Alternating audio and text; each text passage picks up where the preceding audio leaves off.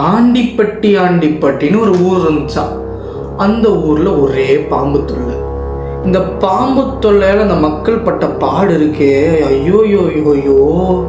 ஆண்டிப்பட்டிக்கு பக்கத்து ஊர் தான் சிலுக்குவார்பட்டி. சரி, ஆண்டிப்பட்டி தானே பாம்பு தொல்லை, நமக்கு என்னன்னு சொல்லிட்டு பார்த்துட்டு விட்டுறானுங்க. பட் இந்த பாம்பு ஒரு நாள் ஆண்டிப்பட்டியிலிருந்து நம்ம சிலுக்குவார்பட்டிக்குள்ளே நுழையுது. சிலுக்குவார்பட்டியில் இருக்கிற ஒரு ஆள் தான் குமரேசன். இந்த குமரேசன் சரி நம்ம ஊருக்குள்ள தானே வந்து இருக்கு, நம்ம தெருவு இங்க இருக்கு, நம்ம வீடு இங்க தானே இருக்கு, நமக்கு என்ன அப்படின்னு சொல்லிட்டு இருக்கான். ஒரு நாள் இந்த பாம்பு குமரேசன் வீட்டுக்குள்ளே பூந்துச்சு.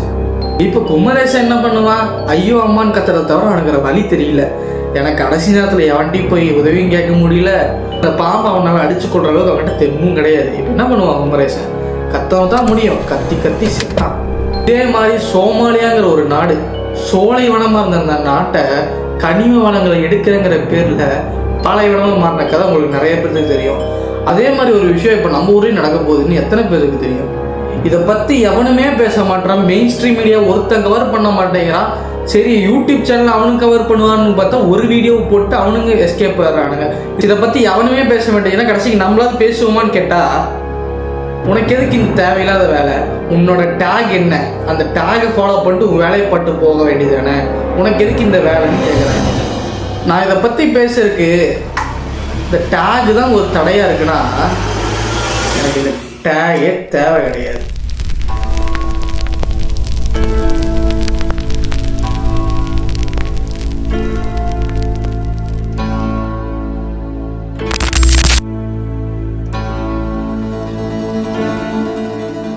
எல்லாரும் பொங்கல் வச்சு கொண்டாடிட்டு இருக்க இந்த நேரத்துல ஒருத்தன் போராட்டம் பண்ணிட்டு இருக்கான்.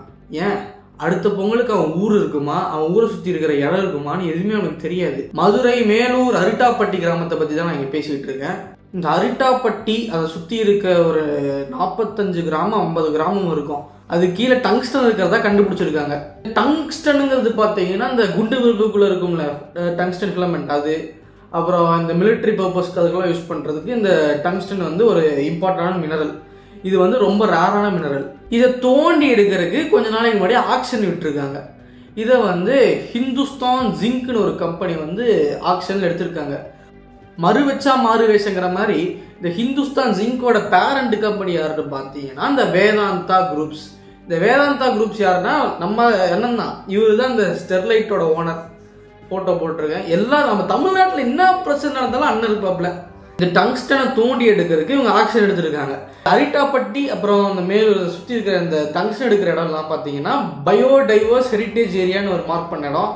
இப்போ இதில் என்ன போராட்டம் பண்ணுறாங்கன்னா, இந்த டங்ஸ்டன் மைனிங்கை பேன் பண்ணுங்க. சுற்றி இவ்வளோ கிராமங்கள் இருக்கு, வேறான விலங்குகள் பறவைகள்லாம் இங்கே இருக்கு, குடைவரை கோவில் சமண படுக்கைகள் தமிழ் எழுத்துக்கள் நிறைய இங்கே இருக்கு, இந்த இடத்த நீங்க தோண்டக்கூடாது அப்படின்னு சொல்லிட்டு போராட்டம் பண்ணிட்டு இருக்காங்க. they makes a valid point. ஏற்கனவே கன்னியாகுமரியில் இருக்கிற மலையெல்லாம் கண்ணு முன்னாடி வெட்டி வெட்டி எடுத்துட்டு போறாங்க, அதையவே கண்டுக்காம இருக்கீங்க. நடுவில் இப்ப இது வேற. ஒருத்தனோட வாழ்வாதாரம், வாழ்விடம், வரலாறு எல்லாத்தையும் அழிச்சுதான் நம்மளால ஒரு மினரல் எடுக்க முடியும்னா, அப்படிப்பட்ட நம்ம மினரல் எடுத்தே ஆகணும்னு என்ன இருக்கு? சரி சரி ஓகே, இந்த பயோடைவர்ஸ் ஏரியாவெல்லாம் விட்டுட்டு மற்ற ஏரியால மட்டும் தோண்டி எடுக்கலான்னு ஒரு கன்க்ளூஷனுக்கு வந்தாங்க. என்ன பேசுறீங்க?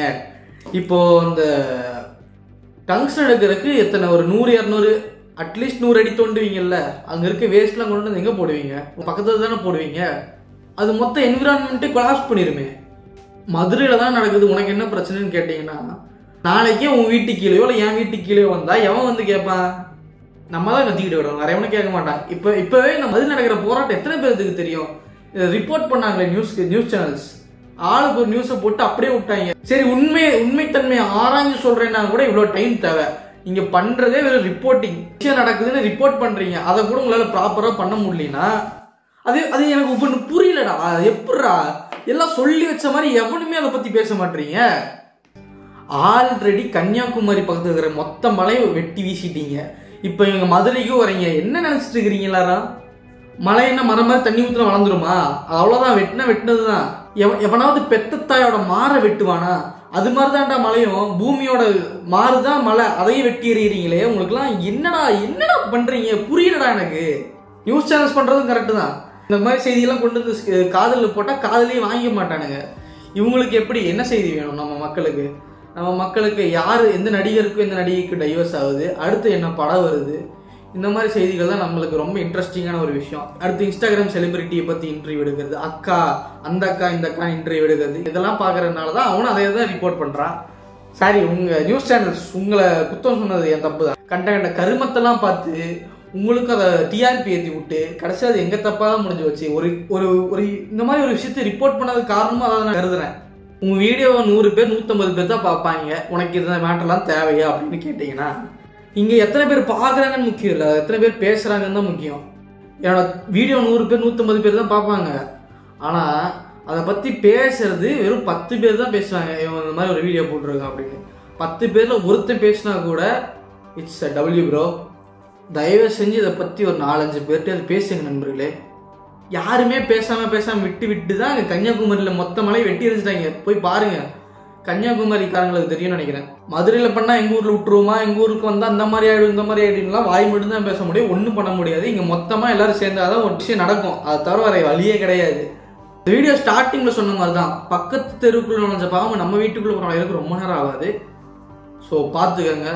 இதுல சில பேர் சொல்றாங்க, என்னடா என்ன தமிழ்நாட்டுக்கு நல்ல பிளான் வந்தாலும் இதே மாதிரி பண்றீங்க, டங்ஸ்டன் எடுக்க முடிஞ்சதுன்னா மற்ற நாட்டுக்கிட்ட நம்ம போய் டங்ஸ்டனுக்கு கேட்க தேவையில்லை, நம்மளே ப்ரொடியூஸ் பண்ணிக்கலாம்ல அப்படின்னு, நல்லதுதான் நடக்கும் அப்படின்னு. ப்ரோ, ஒரு பொண்ணை கூட்டிட்டு வந்து அந்த பொண்ணுக்கு ஒரு மொட்டையை போட்டு இந்தாம ரிப்பன் கட்டிக்கோன்னு சொல்றதுல எந்த பிரயோஜனம் கிடையாது.